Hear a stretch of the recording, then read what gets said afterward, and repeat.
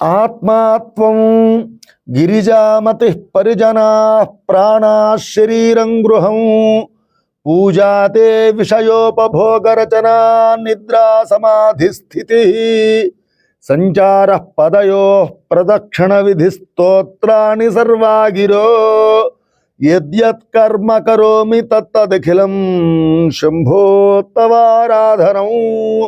మన భారతం ప్రేక్షకులకు స్వాగతం. ఈరోజు మనం కార్తీక పురాణం 18వ అధ్యాయం చెప్పుకుందాం. ధనలోభుడు అంగీరసుడు మొదలుగా ఉన్నటువంటి అక్కడ ఋషులను చూసి, ఓ మునివర్యులారా, మీ యొక్క దర్శనం వలన నేను ధన్యుడనైతిని, నా యొక్క సంశయములు తీరునట్లుగా జ్ఞానోపదేశం చేసి ఉన్నారు. నేటి నుండి నేను మీ శిష్యుడనవుతాను. తల్లి తండ్రి గురువు దైవము అన్నీ కూడా ఇక మీరే. నా యొక్క పూర్వపుణ్య ఫలితం వలన మీ బోటి యొక్క పుణ్యాత్ముల సాంగత్యము నాకు తటస్థించినది. లేనిచో మహాపాపేవు నేను అరణ్యములో ఒక ముద్దు బారిన చుట్టునై ఉండగా తమ యొక్క కృపచే నాకు మోక్షము కలిగినది.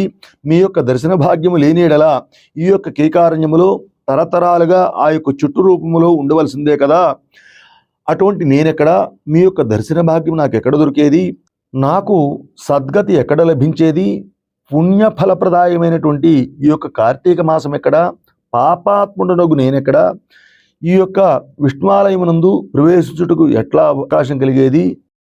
ఇవి అన్నీ కూడా దైవికమైనటువంటి ఘటనలే తప్ప మరొకటి కాదు. కావున నన్ను తమ యొక్క శిష్యునిగా స్వీకరించి సత్కర్మలు మానవుడు ఏ విధంగా అనుసరించవలేనో దాని ఫలితమిట్లో వివరించండి అని చెప్పేసి ఈ విధంగా ప్రార్థించి అడిగారు. అందులకు అంగీరస మహాముని, ఓ ధనలోభ, నీవు అడిగిన ప్రశ్నలన్నీ కూడా మంచివే, అవి అందరికీ కూడా ఉపయోగార్థమైనటివి. కావును వివరిస్తాను, శ్రద్ధగా వినుము.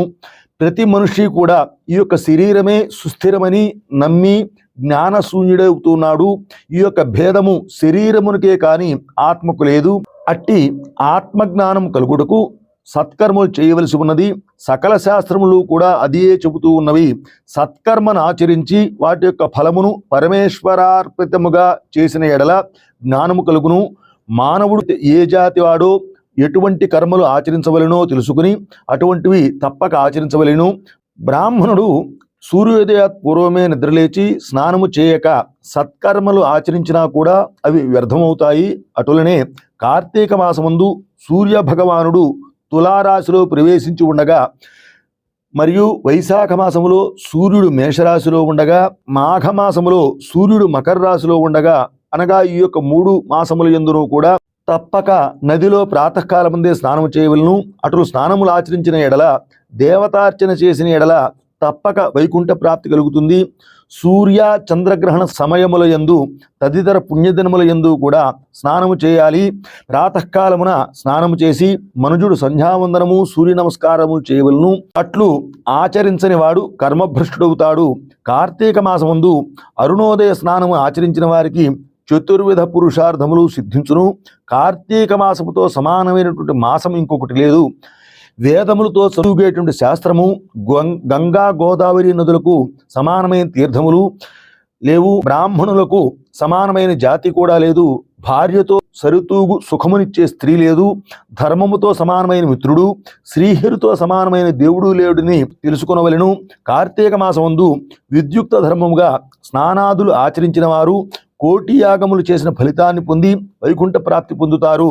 అంగీరసుడు చెప్పగా అది విని మరలా ధర్మలోబుడు ఈ విధంగా అడుగుతున్నారు. ఓ మునిశ్రేష్ఠ, చాతుర్మాస్య వ్రతమని చెప్పితిరి కదా, ఏ కారణము చేత దానిని ఆచరించవలను? ఇది ఎవరికి ఈ యొక్క వ్రతమును ఆచరించవలసి ఉన్నది? ఈ యొక్క వ్రతం యొక్క ఫలితమేమి? దీని యొక్క విధానం ఎట్టిది? సవిస్తరముగా నాకు వివరించండి అని చెప్పేసి ధనలోభుడు అడుగగా, అందులకు ఆంగీరస మహాముని ఈ విధంగా చూస్తున్నారు. ఓయి, చాతుర్మాస్య వ్రతమనగా శ్రీ మహావిష్ణువు మహాలక్ష్మితో ఆషాఢ శుద్ధ ఏకాదశి తిథియందు పాలసముద్రమున శేషపాన్పుపై యోగ నిద్రలో శయనించి కార్తీక శుద్ధ ఏకాదశి నాడు యోగ నిద్ర నుండి లేచును. ఈ యొక్క 4 మాసములకే చాతుర్మాస్య వ్రతము అని పేరు.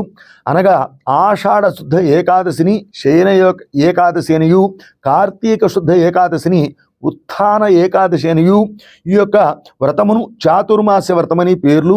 ఈ 4 మాసములలో శ్రీహరి ప్రీతి కొరకు స్నానము, దానము, జపము, తపాది సత్కార్యములు చేసినతో పూర్ణ పుణ్యము కలుగుతుంది. ఈ యొక్క విషయాన్ని శ్రీ మహావిష్ణువు వారే నాకు తెలిపి ఉన్నారు. కావున ఆ యొక్క విషయములు కూడా మీకు తెలియజేస్తాను.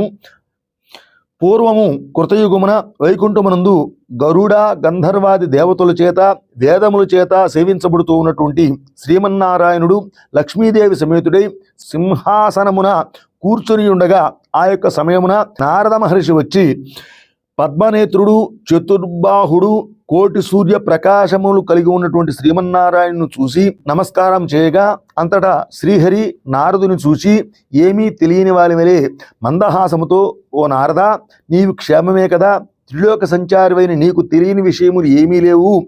మహామునులు సత్కర్మానుష్ఠానములు చేసేటువంటి వారికి ఎటువంటి విఘ్నములు లేకుండా సాగుతున్నవి కదా. మానవులందరూ కూడా వారికి విధించబడినటువంటి ధర్మములను ఆచరిస్తూ ఉన్నారా? ప్రపంచమున ఏ అరిష్టములు లేకుండా అందరూ సుఖంగానే ఉన్నారు కదా అని చెప్పేసి కుశల ప్రశ్నలు అడిగారు. అంతటా నారద మహాముని శ్రీహరికి, ఆది మహాలక్ష్మికి నమస్కారం చేసి, ఓ దేవా, ఈ జగంబున నీకు తెలియని విషయం ఏమీ లేదు కదా, అయినను కూడా నన్ను చెప్పమని అన్నావు కాబట్టి నేను చెబుతున్నాను. ఈ యొక్క ప్రపంచమున కొందరు మనుషులు, మునులు కూడా తమకు విధించిన కర్మలను నిర్వర్తించుటలేదు. వారు ఎట్లు విముక్తులవుతారో ఎరుగు లేకుండా ఉన్నాను. కొందరు భుజించకూడని పదార్థములు భుజిస్తూ ఉన్నారు. కొందరు పుణ్యవ్రతములను చేస్తూ అవి పూర్తిగాక ముందే మధ్యలో మానివేస్తూ ఉన్నారు. కొందరు సదాచారులుగా, మరికొందరు అహంకార సహితులుగా, పరనిందా పరాయణులుగా జీవిస్తూ ఉన్నారు. అట్టి వారులకు పుణ్యము ఏ విధంగా కలుగుతుంది అది తెలపమని చెప్పేసి ప్రార్థించగా అందులకు జగన్నాటక సూత్రధారి అయినటువంటి శ్రీమన్నారాయణమూర్తి కలవరపడి లక్ష్మీదేవితో కూడా కలిసి శ్రీమన్నారాయణుడు ఒక బ్రాహ్మణ వేషధారి అయి వృద్ధ బ్రాహ్మణ రూపంలో భూలోకమంతా కూడా తిరుగుతూ ఉన్నారు.